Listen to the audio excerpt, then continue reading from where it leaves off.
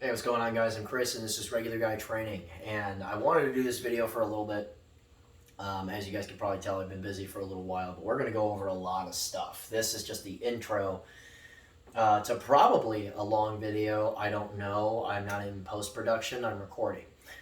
But we'll see how long it goes. Now, the Ukrainian-Russian thing is hilarious to me, first of all, because there's 1,000 different things that go into this, and there's a lot of stuff that people have been just regurgitating from just stuff that is not very well researched. I have been told forever from just soldiers and students and everybody else that, oh, what do you think about the Russians? What do you think about the Chinese? How scared should we be?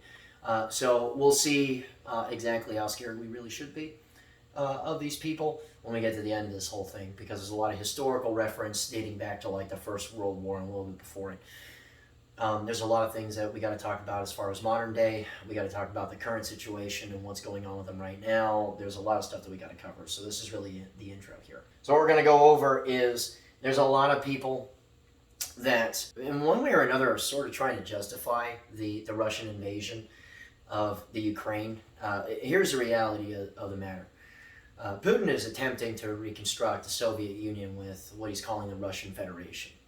Okay, he sees NATO as anti-Russian. He sees NATO as constantly trying to push back, Russians away from NATO and that kind of stuff.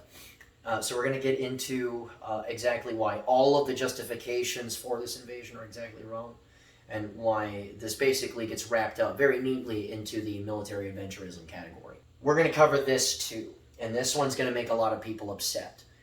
But since the First World War, since the Tsars of old, Russians have been awful at theater scale warfare. It's not just the theater scale stuff, it's the tactical level too. So we're going to sit there and we're going to talk about that for a while. There's a lot of historical reference on that. It's going to be a long section. No, World War III is not coming. It's not. It's just not. We're not dealing with the Soviet Union. Okay, we're not dealing with the Soviet Union, we're dealing with modern-day Russians. And the reason why World War III isn't coming is because if they have an issue with an individual and frankly completely irrelevant nation like the Ukraine over something as simple as military adventurism that turned into, a slap fight, which is what this basically is, they can't invade all of Europe while holding its own against the United States, which is what a lot of people have been telling me for a really long time. And there's a lot of historical reference for exactly why that is not the case, and a lot of modern day reference as to why that would be literally impossible. Also, they are definitely losing, because the easiest part of this whole thing is the invasion itself. Again, there's a lot of historical reference for that. So we're going to be here for a while. But the hard part is occupation. Okay, it's not the invasion. So there's a lot of stuff that we need to go into, and we're basically going to cover these one at a time. We're going to start from why they are absolutely wrong about their own invasion. Realistically speaking, the reason why they are absolutely wrong in all their justifications, realistically speaking, is this. Okay, it's fear of NATO expansion.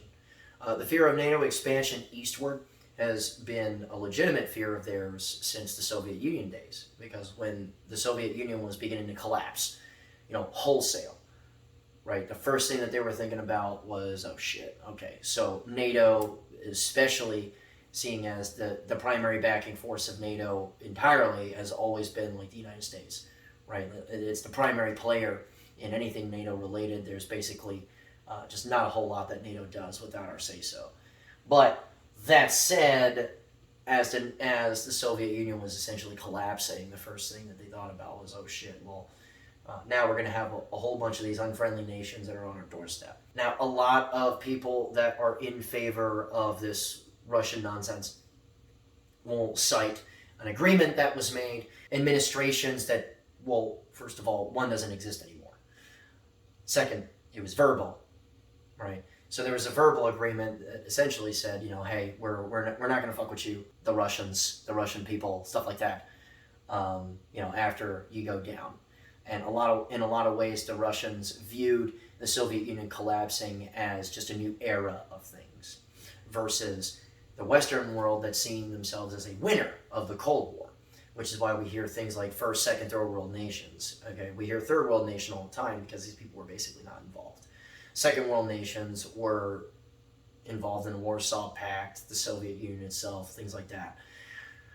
And the first world nations were the winners of that thing. Modern day Putin and the Russian Federation will cite this as antagonism toward the Russians. Well, there's two things. One, because they're not honoring their eastward expansion, non-expansion promises. One, this was never put down in writing, ever. A verbal agreement is a verbal agreement.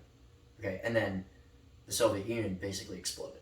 So we're not talking to the Soviet Union, we're talking to Russians. Two, it doesn't matter. Because frankly, NATO had plenty of reasons to do all that. To expand as far eastward as possible. And if we're being perfectly honest here, all they really did was keep their doors open.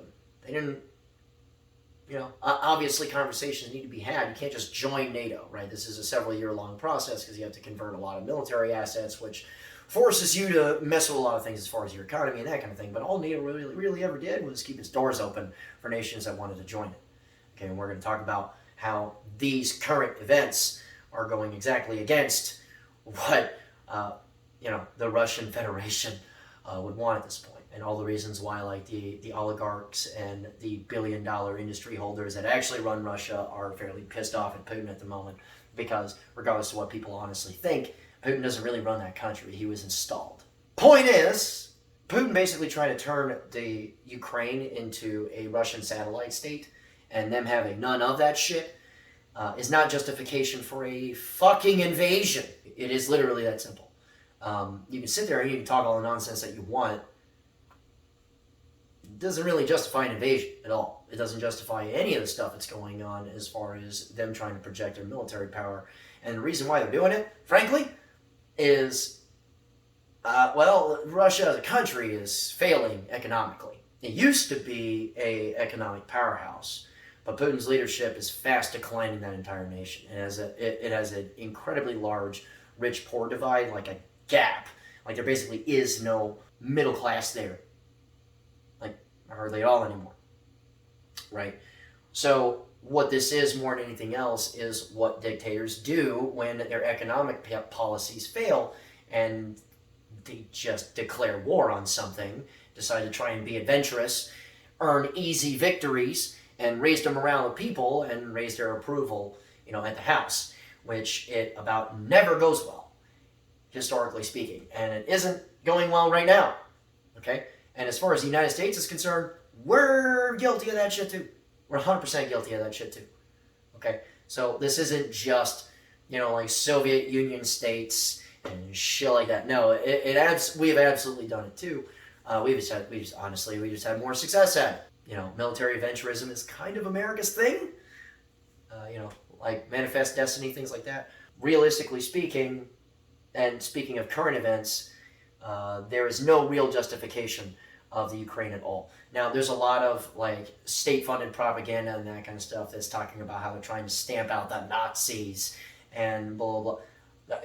Look, let's be clear here. When your number one reason for pushing the state-funded media is something that you could find in like some Tumblr-et's blog someplace, you fucked up. And regardless to whatever propagandized nonsense that tries to get pushed through Russian channels or through Russian people and that kind of stuff, military adventurism, because their state economically is failing, it is the reason why this is happening. It's trying to boost his approval, and that's exactly why this is happening. Don't let anybody tell you anything different, because he's trying not to get banished to Siberia someplace for leading his country into the dirt, which is exactly what he's doing. Regardless of all the little memes and that kind of stuff that are trying to appeal to like dudes that typically occupy like Call of Duty,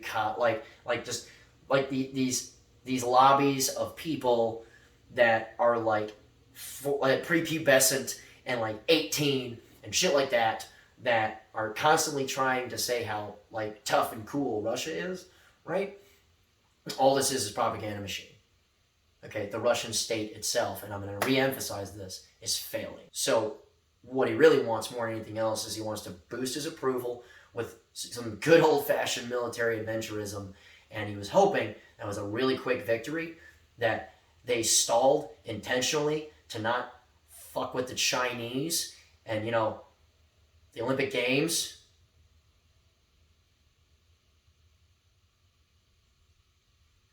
It's easy to see where we're going from here. So as short as that section was, this one is going to take a long time because there's different eras that we are going to have to consider here. Okay, and we're going to start with these primary bullet points here. And we're going to go through the historical references for all of them just so that we have a very clear understanding of what it is exactly that we're dealing with. This one makes a lot of people upset, especially people that are similar to the weeboo, commie boos, are going to disagree with. But the fact of the matter is that it's demonstrable throughout history. Okay, Russia is awful at war. They are just terrible at it, generally speaking. And a lot of this has to do with the following, honestly. Theater scale decisions and especially logistics. Okay, there's a phrase that I want you to really ground into your mind that's actually very, very important. Children and amateurs discuss tactics for hours and logistics for minutes. Professionals will discuss tactics for minutes and logistics for hours. That's the difference. And that is essentially how Russian warfighting has simply gone, is that they have done nothing but approach warfighting in an amateur fashion. Okay, and we're going to talk about all the reasons why, but this is since like the First World War, and a little before it too. But we're going to stick with examples that people have a little more knowledge of or that think they do. So a lot of this is down to, their equipment, the choices that they've made or what they're capable of producing as far as air power, armor, infantry, and training, the most important one for all the above. Okay, obviously, the First World War, we're not sitting here talking about tanks and fighter craft and shit like that, which is why we're going to square up a lot of our historical reference on the only successful thing that the Russian army has achieved in the last century plus, and that would be the Second World War. And even that is a little underwhelming when you really look at it. A lot of the stuff revolving around their only successful achievement in the last century plus, really, a lot of it got steeped in mythology. The reality of the matter is that the Russians barely made it through the Second World War, frankly, because while they produced the most casualties in that war, with all the help that was given to them by everybody, they took, by order of magnitude, like a whole galaxy's worth of more casualties than the entire Allied effort during that war. So there's a lot of stuff that revolves around this that we really, really do need to pay attention to. So we're going to sit here and we're going to focus very intently on the most successful thing that they've done in the last century. And that would be World War II. So to really understand what it is that we're talking about here, there are a lot of things that we have to consider. So I'm going to spend a lot of time on this, but it's very relevant to what it is that we're talking about now. Sort of pushing the point that I have here is that early in the war especially, they were running into logistics issues, mostly because they were more concerned about the hard factors of their stuff versus the soft factors. What I mean by that is, you tend to run into issues when you ship like tanks, right? Like tons of tanks and dudes to the front. But then you don't supply them with proper quantities of food, fuel, and ammunition. Those would be your soft factors, or part of them anyway, right? Their logistics inequity to the other nations was ridiculous, okay? Because the big thing that a lot of people really don't realize is that, man, they lost thousands of tanks to shoddy build quality, lack of supply, and they were just abandoned. Okay, but we're going to talk more about that here. There's a whole section on the T-34 because, good God, this thing is just like the commie boo's wet dream. So I'm going to shit all over this thing in just a second. I'm not even going to talk about their armor for a little while. But the shoddy production that has to do with their infantry stuff, their armor assets, and their air power. Let me ask you something, because I'm going to talk about infantry stuff last, about their armor. Who knows about Russian military vehicles, the average person, aside of the T-34? Exactly. You don't, because everything aside of the T-34, and the T-34 absolutely was a pile of trash. That stuff was even worse. Okay? So the issue that we run into is, okay, well, their armor is kind of built like crap because, you know, they're way more concerned about hard factors. It's got adequate enough gun, it can get there, it's got enough armor, sort of, to, you know, handle battle with the Germans. We're not even really going to think about anything else. And that was essentially how that went. But again, I'm going to talk about the T-34 exclusively here in just a second. Their air power, okay?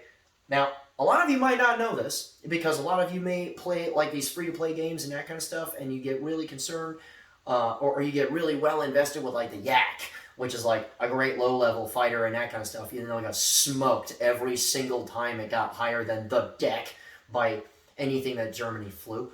And even though there was thousands of aircraft, meaning the most effective part of their air force was American and British. Okay, thousands of it's like a mix between a Spitfire and a Hawker Hurricanes, although they were, you know, export models and stuff. P-40s, really low numbers of P-51s, you know, Thunderbolts, all kinds of stuff were sent in large quantities to the Russians. The most effective part of their air force they never even made. Okay. So that also kind of really messes with their logistics because everything that they're doing requires just ridiculous amounts of different things, right? Like for instance, the American military is running around with 45 ACP, 30-06 to run with M1 carbine. Those are like your main infantry fighting implement calibers. That's about it. And then we have, you know, 50 caliber BMG. Cool. Well, we have the Russians that are running around with 7.62 by 51. They have their pistol caliber, which no one cares about anymore, and there's several different types. They have the 50 BMG. They have the 303 British ammunition that they're messing around with as far as... You see how, like, ridiculous this is getting, right? And this is just, like, their infantry fighting stuff. Right? Because if you think that they didn't mess around with other nations' weapons as far as small arms, you're kind of wrong. Because Lend-Lease shipped everything at these people. Because their logistics were trash. Okay? So, like, their armor was, you know, so I'm going a little circular here, but let's talk about this really quick. Let's start on their air power. Mix of mostly garbage, let's be honest, that they put into the air. Then you have American and you know, British stuff that was sent to them in mass that actually did work for them pretty good. You know, you had some low-level fighters and that kind of stuff, and they experimented with a tank-killing prop plane, which, here's the problem with that. When you make the primary armament on a tank-busting aircraft a cannon that you have to fly an aircraft with, it's not going to be very effective. Because A, you have to hit what you're shooting at, and 2, the armor that you're trying to hit needs to be soft enough to actually penetrate. They didn't really do much harm. And this isn't just a Russian thing either. It was like across the war. The British like did the same thing to a bunch of aircraft where they put a bunch of machine guns on them and then they strapped a bunch of rockets to them, and they were mostly completely ineffective other than the boosted kill counts that were put up by, you know, pilots that would just see stuff like exploding and they would be like, that was close enough, that's a hit, right? When they really didn't do all that much. Americans tried that too, wasn't even very effective at all. So the principal thought process here is that when, like, one of the most notable things that comes out of your Air Force is a cannon-mounted tank buster that flies, you have serious problems. Okay. So, you know, and for those of you that are about to feverishly masturbate into the comments section, stuff about A-10s and that kind of stuff, the reason why that's an effective tank hunter is 2 reasons. A, the AMG 65, which is what it kills most things with during the invasions that it was a part of. And the only reason why that cannon was ever effective ever against anything Soviet made was very, very outdated, not T-72s. I forget the model numbers to it right now as far as Iraqi forces were concerned, but the T-72 was not the lion's share of their armor, which is why A-10s could actually kill things with that cannon. Depleted uranium and that kind of stuff, which is absolutely fucking not what the Russian Air Force had, during the Second World War. But, depleted uranium, 30 millimeter friggin' Avenger cannons, right, were not a thing in that Air Force then. And, by the way, these cannons are really only effective against not T-72 tanks. So, that side note complete. Their air power, frankly, was mostly ineffective. For the most part, because their training is crap. There are too many different types of not Russian aircraft. The logistics were a nightmare revolving around this, and you'll notice how many times I'm mentioning the words logistics, right? As far as just repairing the things, freaking keeping them working, arming them, fueling them, all of that. It was a pain for everyone involved as far as, Russian Air Force hangars and that kind of stuff are concerned. In addition to this, the American Air Force and the British Air Force were what destroyed the Luftwaffe. Not just their firecraft and that kind of stuff and escort missions and that, but deleting entire cities so that they couldn't friggin' produce the things anymore. That and the German logistics issues in recovering aircraft and then fixing them after whole cities exploded. So the Russian Air Force didn't really do very much at all, frankly, against the Germans. There were not that much to be concerned with, aside the fact that, 109 pilots and that kind of stuff would not challenge, a particular yak at low-level altitude. They would advise their guys that's suicide, don't get into a rate fight with it, that's dumb. That's about it, honestly. So, armor, skipping right over that because we're going to talk about the T-34, but their infantry armaments, okay? Listen, the most successful small arm of the Second World War for the Russians was the Mosin Nagant, and that is a mostly shithouse rifle. Okay, PPSH is the most overrated, finicky, temperamental submachine gun I've ever seen. Okay, and that's when you compare it to something like the Thompson, which I frankly don't like at all. Okay, but point is that it's overrated, doesn't work very good. A lot of their crew-served weapon systems were either crap or foreign. Just being honest here. And look, the best way to describe this kind of stuff is like this, right? This is a gunfighting battle rifle with a really smooth action. It closes like a Swiss safe, and if you put your attention on the correct stuff, the action basically explodes open. The Mad Minute and that kind of stuff is legend at this point, but that's only because dudes could actually do that, where they could infantry fight really good with a 10-shot bolt-action rifle. And while a lot of people had a lot of problems, we'll talk a lot of shit, really, about how effective the caliber was at stopping people. A lot of people also said that the Thompson had a lot of stopping power, and that was a 45 caliber submachine gun. So, no, sorry. This was probably the best rifle of the war, frankly, because it was a 10-shot bolt-action rifle with a very smooth action, even if you shot it a whole lot, and even if it started getting a bunch of crap in it, right? This action's very clean, so it basically opens all by itself. But you start shooting these things a lot, and you start getting them full of crap, and they still work very good, and they still force you to close the actions, like a Swiss safe and that kind of thing. So, rifles like this, excellent. Okay, this is a battle rifle that you could fix bayonets with and do a lot of good work with.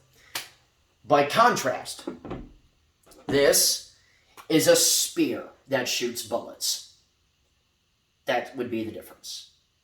Okay, 7.62x54R is, a pretty run-of-the-mill caliber choice. It's also very old and it works okay, right?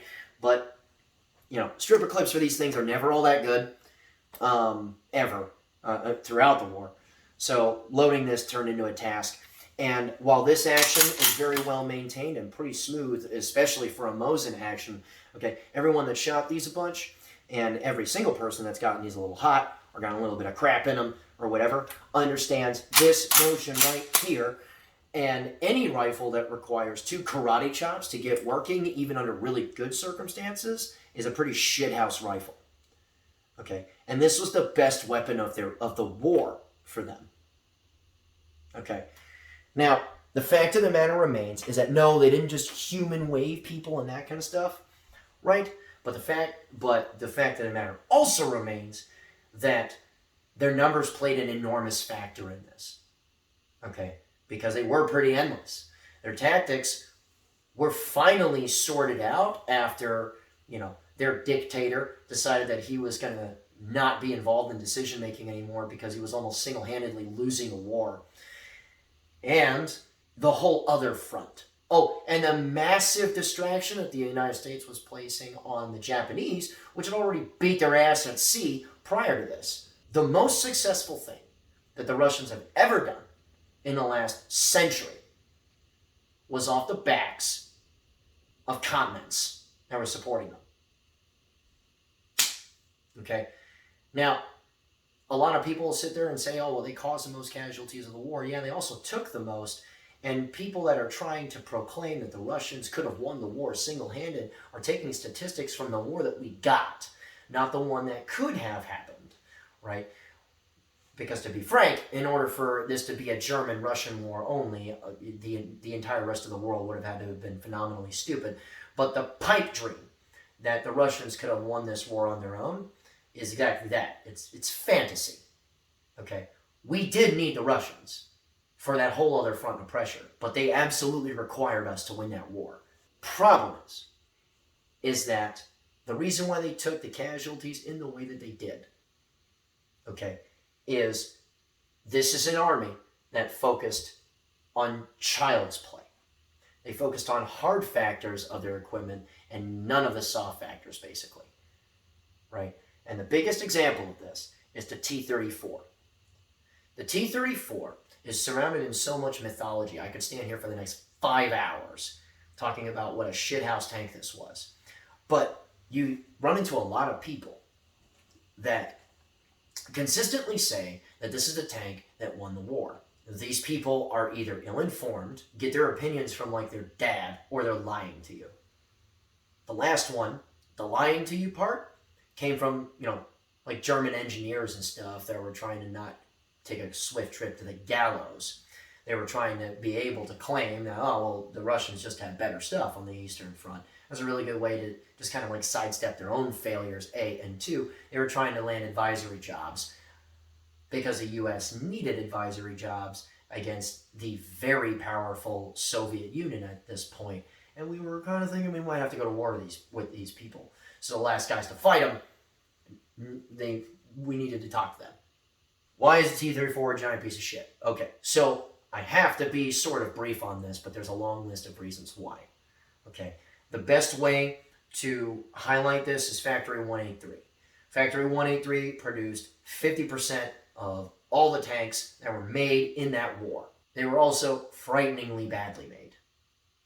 Okay, they cut literally every corner that you possibly could. Okay, we had...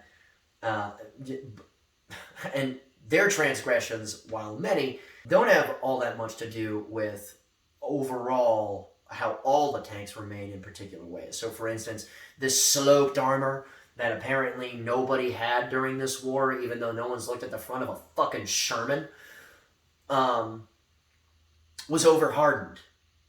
Okay? It was over-hardened, and the problem with over-hardening armor is that when you hit it with things, it tends to spall real badly, okay? And when you spall real badly inside of a very tightly confined tank, guys die, right? So that's a problem. Also, if it's over-hardened, it's very brittle, so a lot of tanks look like stuff just peeled them open. Giant jagged cracks just in the armor itself. It looking like sections just fell off because they did, Crew mortality rate was extremely high because of not just the spalling and not just because the armor would basically fall off when it was friggin' hit by like Panzer 3s and 4s and shit, never mind much more dangerous, air quotes, tanks of that era that were sporting, more effective cannons. You also had real issues with the fact that, they just weren't very effective inside. The sighting system, other than the gun sights, were trash, so the situational awareness of that whole tank is garbage. Crew space on the inside, you're looking at firing a shot a minute versus what the Germans were able to field, which is like 3 or 4. You had no lights, ever. no seating, okay? Like, Russian crewmen that had Sherman tanks would have to watch their tanks very carefully, because if they didn't, the leather seating on the inside would get stripped by other Russian crews. Okay, you had transmissions that were terrible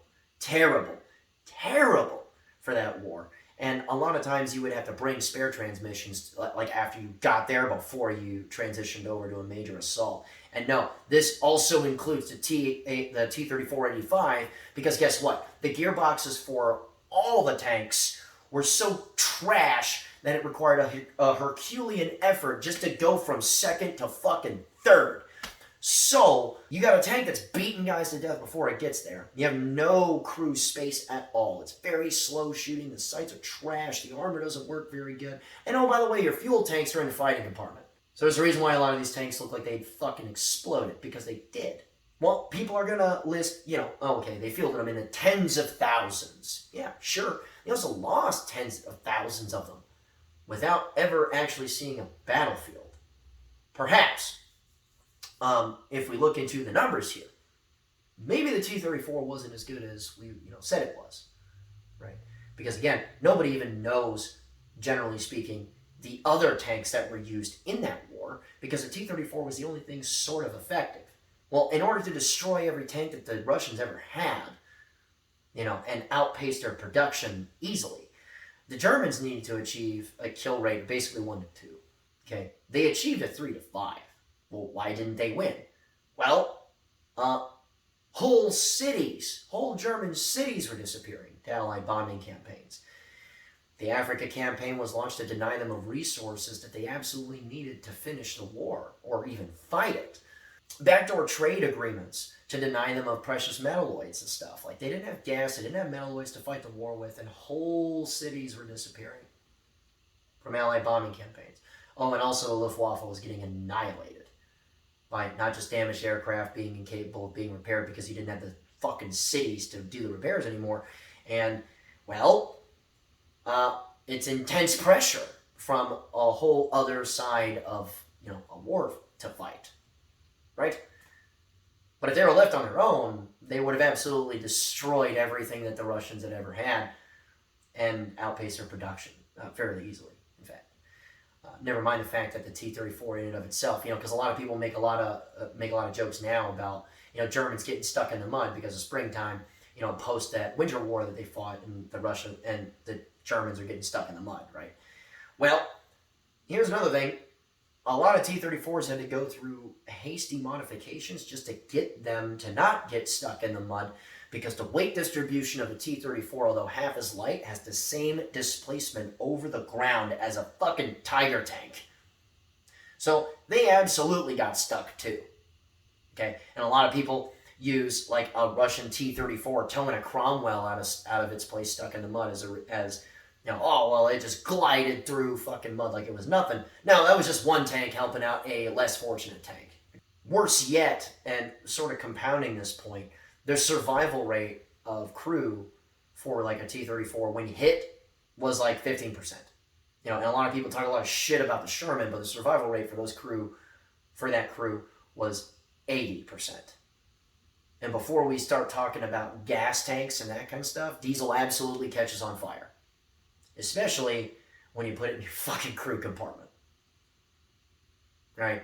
So, that is very long-winded, and that sort of explains a lot of how Russian theology has been, because, frankly, this right here, their logistics issues, their shoddy craftsmanship on their weapon systems, and their tanks specifically, and their complete lack of real presence as air power, as far as air power goes, actually draws a lot of parallels to the modern day. So now we fast forward to basically the modern day, okay? And a lot of that, was very heavily abbreviated, and a lot of that was very quickly summarized, because I could talk about that kind of stuff for a really long time in extreme detail and that kind of stuff, right? So, and by the way, yes, they did eventually sort out their logistics and shit like that especially when they just kind of made Stalin take a seat right? So that his generals could actually, fight the war because they'd been learning things and he was making exceptionally stupid decisions. And yes, the Germans did run into their own logistics issues because, again, whole cities missing, and because of also exceptionally stupid decision making from their higher ups. But again, a lot of that was very, very abbreviated. We kind of push this into the modern day and that kind of stuff, right? And there's a lot to talk about here too. Because when we start talking about this, and the T-80 and the 90 and that kind of stuff, there's a lot of things that we need to consider. There's a lot of things that we need to consider as far as just how Russian equipment has fared over the last 30 years, right? Because the last time that the Russians, for instance, have made a competitive tank, it was in the 60s. Okay, that's about it, right? Because as much as fucking commie boos and that kind of stuff are going to sit there and proclaim, the T-72, T-80, T-90 are, like super solid tanks, or their next latest and greatest tank, of which like 10 exist, right? Because they don't have the budget for a real war machine. We'll get into that. We still run into the same issues, right? But before we even talk about the current thing going on with the Russians right now, we have to talk about the last few times that Russian equipment was experienced on theater scale. Okay, we're going to go back to the Gulf War. Okay, now at this time, the Iraqi army was the fourth largest standing army on planet Earth. They were also fielding, while export, very modern Soviet equipment. Right, they had a ton of T-72 tanks, and they had many, many more of their older tanks. Right, they had like 4,000 in total. That's a lot. It's a lot. Okay, so with all the logistics that backs that up, plus at the time a functional air force. Okay, when we went in with the coalition to liberate the Kuwaiti people and that kind of stuff, a lot of people were saying that this was going to take years, cost tens on tens of thousands of lives, and a lot of people did not have a lot of faith in our own equipment because we were killing our own equipment and our own training over and over and over and over again. But this is what we had, and we were going to go with it, right? So we're sitting there dealing with, as far as our Air Force, we're dealing with Aardvarks F-16s, F-18s. We were dealing with a bunch of like A-6 Intruders, F-15s, things like that, right? We were going to pit this against the Iraqi Air Force and their surface-to-air complement, of which was huge. Like their AAA complement was enormous when we walked into that place. We had the F-117, which is lauded by a lot of people as an expensive waste, or derided rather. So there was a lot of stuff going on here. There was a lot of turbulence, and there was a lot of legitimate fear that was actually going on with us stepping into that. Because again, this is the fourth largest standing army on the planet. And we were gonna attack them with a coalition that amounted to like under 500,000 guys. The results of that were staggering, because while this was all export stuff, which I'll get to here in a second, it was pretty modern Soviet equipment. We had a lot of respect for it because we hadn't faced the Russians in quite some time as far as actually thinking about fighting Russian equipment. The result is probably one of the most perfectly executed invasions of all time. Because look, America fights kind of retarded too, but it happens to be the least retarded military on the planet. So when you kill yourselves in friendly fire incidents, which do happen in every war, on kind of large scale too, when you kill more of yourselves than the enemy kills of you, okay, it's safe to say that the enemy has a serious problem. Okay, a lot of people that were sitting there saying, oh, well, the emphasis that we have on laser-guided munitions and technology was too much, and Russian equipment is reliable and battle-hardened and proven and all that other stuff. And the thing is, at the time, these were legitimate concerns because the Iraqis had also fought for 8 straight years against the Iranians. Okay, so they were experienced at war fighting, and they've been doing it on pretty much their own turf with pretty modern Soviet equipment. The air campaign was an art form. Okay, first shots of the Gulf War, for instance, were fired actually by the Navy, But because cruise missiles move at the speed of smell, the Apaches got to get the first hits. They took out a couple of lead radar sites and then just funneling in everybody that would come to follow. You know, a bunch of aircraft would launch glider drones at whole defended ass cities so that they could get shot at first, and in between the SAM batteries rearming and that kind of stuff, the real attack would come. And then you have jamming aircraft from intruders and everywhere else with a jamming pod on it would come through and essentially create enough noise to allow for good strike missions to happen.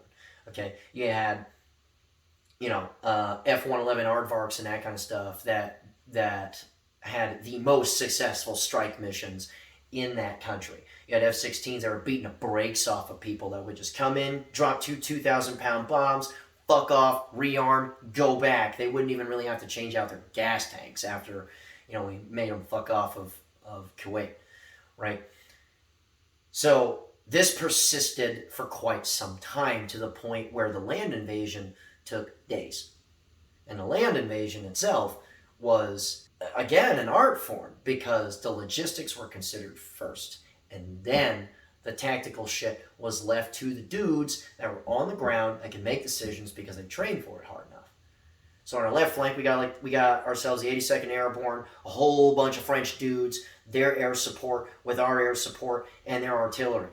A lot of times they're self-propelled stuff, right? A lot of people don't know that, right? Where like the French and the 82nd were basically tying down the entire left flank. And then we have the 101st that were air assaulting the shit out of the center, along with a bunch of other stuff that came through as well. You know, but the point is that the heart of that attack was like 101st. And then you got right flank, right, which is army as fuck. And then we have itself way the fuck over here on the far right, the Marines and shit like that, with, you know, some Middle Eastern forces that are just kind of fucking messing up the coastal areas, cutting through minefields and advancing so hard and fast that the entire invasion had to be accelerated a bit. Again, this is all very summarized. Point is that once the Battle of 73 East even started, this was a losing gambit. And then you had the real test. You had American M1 Abrams and Bradleys, which there's a whole movie that was constructed behind all kinds of falsities behind this very successful, actually, infantry fighting vehicle. These people would move in, they would screen enemy formations, and just utterly shred the best that the Iraqi army fucking had. Like, staggeringly so. Like, to the point where Battle of 73 Eastings had, like, a single Bradley kill in it. The infantry fighting vehicles themselves would end up with more tank kills than tanks, mostly because they were moving a little faster, right? And a lot of times they would be moved into mop-up formations, and they'd find a lot of tanks and fuck them up, right? And also, tow missiles tend to really mess up main battle tanks. Okay, so that happens, okay? We fuck off, and then we come back, okay? 2003. The Afghanistan invasion was so seamless and effortless that that's hardly even worth mentioning, right? So we're going to talk about theater scale war again. Iraq, too, they spent all that time recovering, okay? We still had a formidable enemy army to deal with when we invaded that country and decided we were going to take this show all the way to Baghdad. We were in Baghdad in 27 days, okay? It wasn't even close. And again, this is frightening, at the time, Soviet equipment. And they learned about how hard they got their ass beat the first time. It didn't matter. Their equipment, seemingly irrelevant equipment, just melted time and time again in the face of better training, better equipment, and it was just used to destroy them, seemingly effortlessly. Okay. Now, when we talk about this, and by the way, the Soviet infantry fighting vehicle that so many people were so afraid of got its ass handed to it by the Bradley on like a regular basis. Like, it's not even fucking close. But, that said, we go away from these invasions for a little bit, and then we start hearing excuses from people that are constantly believing the Russian strong as fuck memes, right? And then the opinions start coming back. Oh, that's all export stuff. Oh, there's no way that, you know, the legit Russian stuff would have suffered the same number of casualties and that kind of thing. Well, nobody even talks about, first of all, the Russian air power that was there, because it was pretty outdated at the time. It was grounded very early on both invasions. But, right, we now skip to the modern day. We skip to the modern day, and we skip to Ukraine. Yeah, we're finally talking about it now. It's like over a half hour later, maybe 40 minutes, I don't know. But we skip to the modern day. And we see a lot of parallels between the Second World War and this one. And hilariously speaking, we even see the Russians making German mistakes. Right? Because, first and foremost, before I get into this list again, the Russians are getting stuck in the mud. Let me say that shit one more time, especially for people that studied what was going on with the Germans around the springtime. The Russians are getting stuck in the mud consistently. Hilarious. Also, an invasion that should have been done in 2 days. It's been over 2 weeks. And here is what we have to really sit here and talk about right now. Okay? Because logistics issues abound. Because Russians, I don't know why, they're especially focused on hard factors versus soft factors. Okay? They wanted to move as much equipment and shit to the front without paying attention to things like food, fuel, bullets. So we have entire formations of dudes that are just sitting there. Okay. We have shoddy production of Russian equipment again. They did learn a couple of things though. Their infantry weapons happen to be pretty good. Okay. The AK-74 is a solid rifle. Okay. The AS-Val is a really solid rifle. The PKM, excellent medium machine gun. Cool. It really is about it. Well, I'm sorry. The PG-7 and its modern equivalents are pretty good. So we learned that lesson. Neat. Okay. Their armor is awful. Because we're seeing modernized T-72s, basically like T-80s, T-90s, that kind of stuff, which they're all based on the same goddamn tank. It's easy to just call them T-72 with modernizations, right? And they're getting their asses slapped by man packs, and I've seen a clip of like a fucking, it was like a French law that you seen a dude decollapse it, and it was the most clearly marked French thing I've ever seen in my life, and American javelins and shit that was developed in like the 80s is greasing these tanks to the point where Russians are running out of vehicles. But before we get there, we'll talk about their air power. Holy shit, their air power has been completely ineffective. A whole air force that functioned off of a GPS system that we own decided to invade a country. So what we see now is a lot of handwritten coordinates that are plugged into instrumentation of, like, you know, their SU fighter craft, which is basically the equivalent to like our Eagle, right? The C&E models, right? And you see their craft, which look very much not prepared for seed operations, okay? Guys trying to run attack missions that are just not hitting shit are putting in handwritten coordinates into Russian instrumentation, by the way, which, oh the fuck, I don't think I want that. But handwritten coordinates into instrumentation so that the aircraft can try and figure out where it is. And here's the thing, when you're running into real problems, finding confirmed hits on military targets, okay?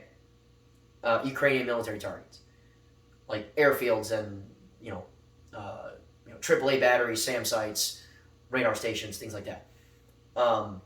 When you're having real problems finding confirmation on hits, right, from sources that are not the Ukrainian government, because, yeah, they're just as engaged in propaganda as anybody else. But when you run into those issues, okay, strategically, you haven't hit shit. Because there is image after image after image after image of people trying to drop cluster munitions or whatever on Ukrainian airfields and missing the whole airfield. More than one report anyway, of Russian attack craft missing, or like MLRS systems that they have, like missing airfields and shit by literal miles. Not the joke. No, literally, like hitting an apartment complex or some shit a mile away. Or just field. You missed a geographical feature on a map by a mile. Or just hit field. More than one map, it would be like AAA site here, AAA site there, hangar, airfield, impacts. And for a while, we thought that they were just extra stupid, right? Because we would see, like, active transponders from, like, transport aircraft that you could see in real time on GPS tracking satellites, like, moving from place to place. Like, trying to drop parachute infantry dudes. And, by the way, they're getting shot down in scores to the point where, like, their elite infantry, like, parachute infantry regiment, like, similar to, like, 82nd, okay, has been almost completely wiped out. But they would get shot down, or they would force to stick to bail out early, dropping all these fucking dudes in freezing ocean. That was hilarious. And, for a while we just thought they were extra stupid because, they're not turning off their GPS transponders. When we're seeing images of pilots bolting commercial GPS things to their aircraft, like other people can't see that shit. So, their air power has been totally fucking ineffective. The fact that on the first day, never mind 2 weeks, but the fact that on the first day, that whole day passed and Ukraine as a country still had power, still had cell communications capability, and were able to adjust an elastic defense to deal with the fucking invasion that was coming, is embarrassing. Because they had, like, the most play-by-play, perfect, like, architecture for an invasion ever. Twice. Written in front of them. Like, there's a million books about how both Iraq invasions went. Come on! We really decided that we weren't going to learn anything. At all. There's, like, E4s and specialists and shit that know how these invasions went. So are you telling me that, regular ass enlisted dudes in the American Army have forgotten more about warfare and how to fight it on a strategic and a tactical level than the average goddamn officer in a Russian army? Never mind their generals. Because, realistically speaking, what this looks like is a war being run by someone pretending at war. And that would be Putin himself. So, air power, totally fucking ineffective. Their armor is getting greased so hard. Oh, by the way, before I come off of air power, they're running out of pilots. They're running out of pilots, and they're running out of jet fuel, too, because tons of their aircraft are seen just flying to other places and sitting there for days. Armor now. Because the Russians are getting stuck in the mud, what is happening over and over now is that they're having to use hardball, like MSRs, or major supply routes, to go places. The problem with that is that there are multiple images of huge rows of convoys moving down a travel road, cut to the next photo, and it's that same convoy on fire. Because they would send the same sets of convoys on the same roads over and over and over again, and here we go, a bunch of dudes carrying around some shit from the 80s, blowing out Russian tanks. And just like their T-34 counterparts, you hit them good and hard. The tiny crew compartments, the clusterization and non-blowout panel having fucking ammunition storage, and the really conveniently placed fuel, explodes the fucking tanks. There's a lot of stuff, a lot of armored vehicles that are just missing turrets at this point. And, by the way, a lot of their infantry fighting vehicles are getting greased too. Also, a lot of this blustering and shit that they've been doing about this cool-ass composite armor that you would see layered on the front of these tanks. You would see basically metal shells and cardboard on the inside, which leads me to believe that either A, they've been talking shit this whole time, or that's a training vehicle, or both. Because it's confirmed that they've been activating a lot of their really old stuff to come serve in this new war. To include a World War II armored fucking train to transport stuff. Speaking of transport, their logistics, which were already bad to start, are getting hampered even more. Because, well, their cargo trucks are getting fucking exploded to the point where they're pulling buses, putting them on trains, and sending them to the front so they can actually transport supplies, which are constantly being shot at, blown up, stolen. To include fucking tanks, by the way, because when crews abandon a stuck tank, a bunch of farmers will show up with a couple of tractors and just tow that bitch out of there. Thanks for this new tank, dude. You know, and the funny part is that the most successful parts of the Ukrainian defense have been a lot of Western counterparts. Stinger missiles from the fucking 80s and Metal Gear Solid are shooting down shitloads of forcibly low-flying Russian aircraft because they can't navigate and they can't hit shit at high altitudes. So they're being forced to fly low, which means they get shot by Stingers over and over and over and over and over again. None of this crap is hard to find, by the way. So, although, yes, Ukraine is absolutely involved in just all kinds of propaganda. Everybody has seen the photo of that chick with an airsoft rifle, and everybody has seen the footage from goddamn DCS that was published as fighter pilot footage that goes to Kyiv is probably not real. Kiev, I know. But that guy's probably not real. Those MiGs that are getting shot down all the time are probably, and you know, SU fighters and shit like that are probably getting just shot down by Stingers that they can't avoid because their avionics and electronic warfare is trash and they're being forced to fly low enough to where they can't avoid the stuff anyway. And the weapon employment zones of these short-range weapons are too close for them to avoid. So, big problem. But, point is that their armor has been totally ineffective. Okay? Not just in the fact that they're being employed at all, but, I mean, down to basic tactics. Okay, when you have new soldiers, young soldiers, and that kind of stuff, you teach them tactics incessantly. And then you shift over to teaching them logistics, which is basically how it goes as they climb the ladder of influence, right? Because once you learn how to fight, you have to learn how to feed a fight. That's basically how our structure works. It's been really successful because we happen to be the least retarded military on the planet. So, point is, and although we are super fucking retarded, point is that this is down to their infantry too. Because, yeah, AKs are solid guns. PKMs are solid guns. You know, PG-7s are solid rockets. Cool. But when we see motherfuckers posting, like Russians, posting on like Facebook and shit, like whole platoons just in a row, getting shot at, just getting lower, staying on the road, not going anywhere else, and then be like, okay, we can get up. And then you're seeing dudes get shot. AK magazines coming out of fucking pouches and all kinds of stuff. And it's the most incredibly hilarious waste of human life. So we climb this list and we get to some figures that, for the most part, have been confirmed. As far as aircraft lost, well, the Russians have lost more of their air power and of their armor than the entire Allied effort in both invasions. I'm sorry, the entire coalition effort in both invasions of Iraq. And we basically lost nothing in the Afghanistan invasion. So it's not really that big a deal, right? But if we include those, it doesn't really add to very much. They've, as far as their air power is concerned, and their armor, they've lost more in individual examples than whole coalition effort of the people they have been incessantly talking shit about for 30 years. As far as individual loss of life, okay, they outstripped Iraq by a lot.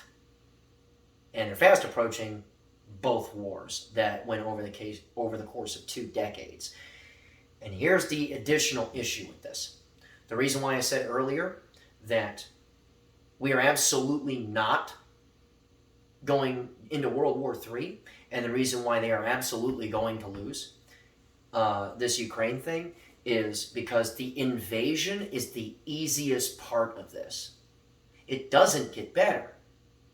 Because if they defeat the Ukrainians, which at this point seems, as the days go on, less and less likely, assuming they do defeat the Ukrainian main military force and they take control of, Kiev and install a little puppet and then fuck off, right? So that they can take a moral victory, because they certainly can't take a total victory at this point. What they got to do now is occupy a country. The occupation part, as we well know, is the hardest part, okay? And considering the losses that they had in the invasion, and considering how unprepared they are for just conventional war, and that's the easier part, frankly, as far as your planning and implementation of dudes and that kind of stuff, like, that's the easier part. The occupation part, which is a significantly more tactical battle space to be in, because every day, every situation now is unique. Right? It's impossible. They're going to get ground to dirt. And the reason why we know that is because, well, after our occupation started, we were forced into an extremely tactical battle space where every day, every situation was unique. And we had to train ourselves to the nth degree to handle those, and we had to fight by rules, which the Russians don't seem to be trying to follow at all, because they're committing war crimes by the fucking dozen at this point. So, the issue that we have here is that the growing pains that we had, having to learn that new tactical battle space, and making, AQI, AQA, Taliban, and all that so ineffective that basically they didn't do all that much to us, and it turned into a special operations war after we occupied the place. They're going to have to learn that after being taught lessons about conventional war.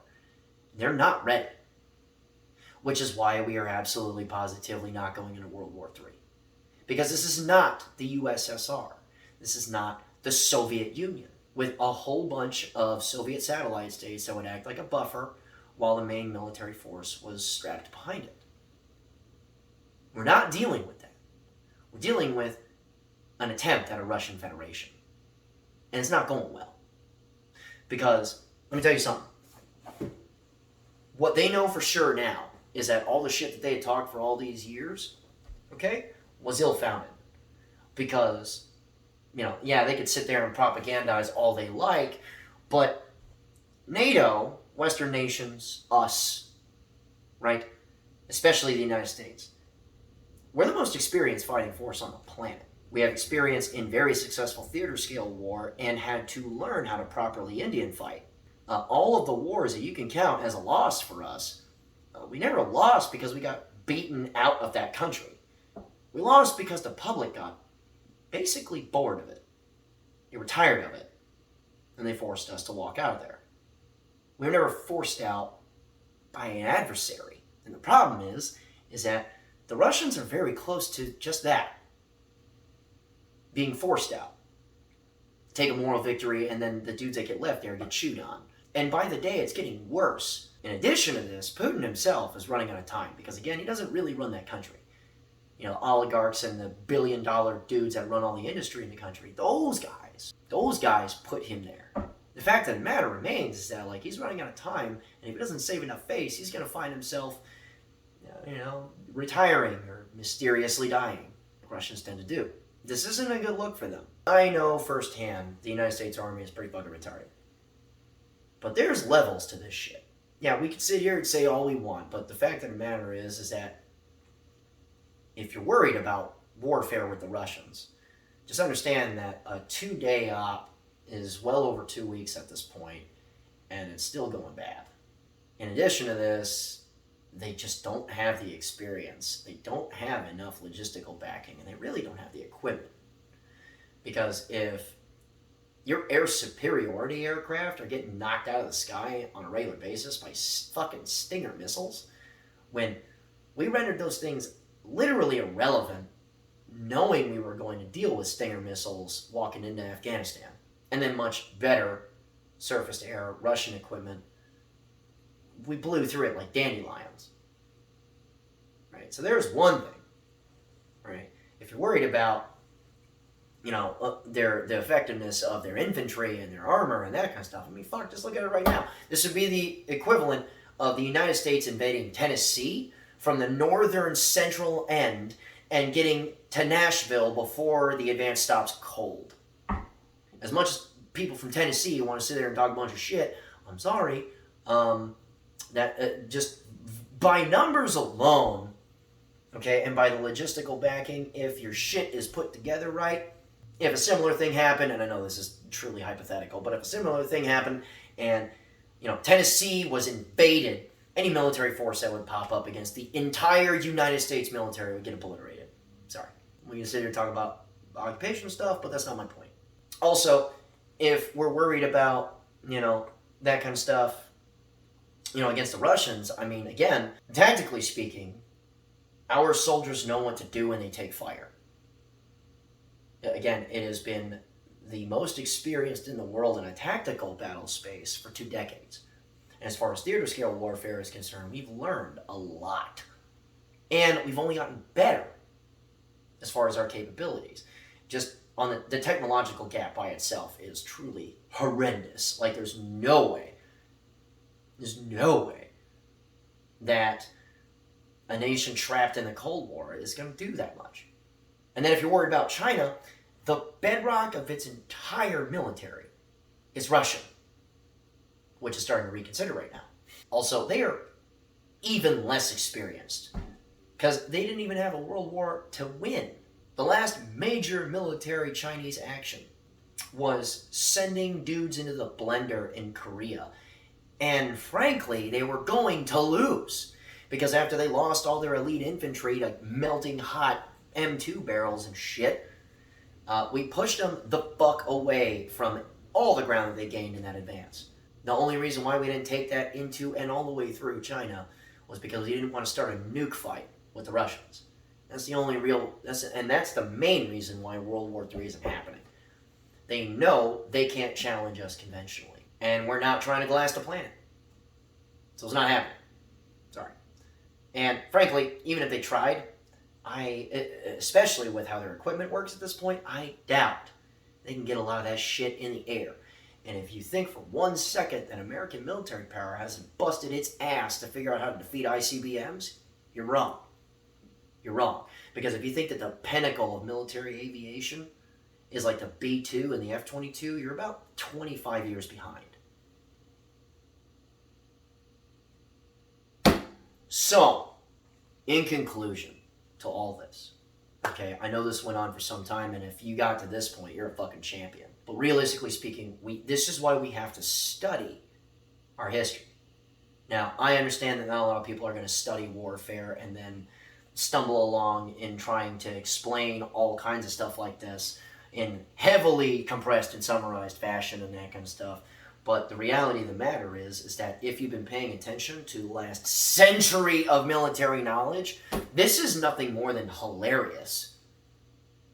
Because I've been telling soldiers and students and Marines and cops and everybody's fucking dad that no, we really just should not be that afraid of Russians. We should respect them enough to train hard as fuck for them. But Red Dawn ain't happening, cuz. Red Dawn ain't happening because they're trying it in Ukraine. It's not working out against a not very advanced, not very well organized military. At this point, if Poland was to invade Russia, they would have very serious problems. They have very serious problems because the Poles are over the Russian shit. They really are. And what's even more funny about this is that all the nations that they were trying to prevent coming over to NATO, that's having the opposite effect. A lot of nations that have Russian crap in their inventory, they're starting to try and ditch it. Join NATO. That's the game plan for a lot of these nations. I mean, you already know Ukraine's gonna get out at the end of all this, and then it's gonna be a NATO country. Poland is going to ditch pretty much all of its Russian stuff because they've seen enough themselves. They're in the beginning stages of talking about the F-35 program, which is a good move. So, if you guys enjoyed this, I hope he did. This actually took a lot of organizing and that kind of stuff, and I had to rewrite and reread the script over and over and over again. Point is that, you know, I could sit here and go on and on and on and on about this stuff for like ever. I can pick like a single Russian jet and talk about why the Cobra maneuver from this thrust vectoring wing canard having bullshit is invalid as far as an air fighting implement, and how, you know, the United States Air Force already looked at super maneuverability and was just kind of, well, it deletes all your energy. We might as well just preserve all that energy, you know, weaponize our geometry and fuck you up that way. Or also make missiles that thrust vector and track really, really, really good, like the AIM-9X, shit like that.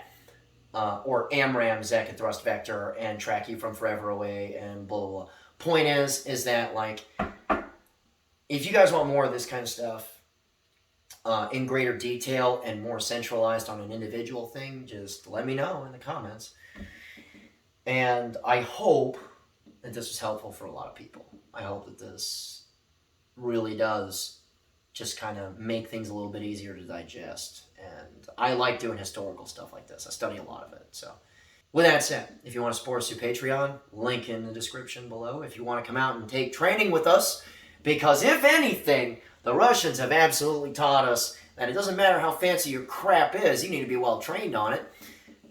You know, you can check out a link in the description below, because I got classes all over the place right now that are waiting for enrollment, including, you know, Pennsylvania, which is basically sold out. I have like one slot in one class.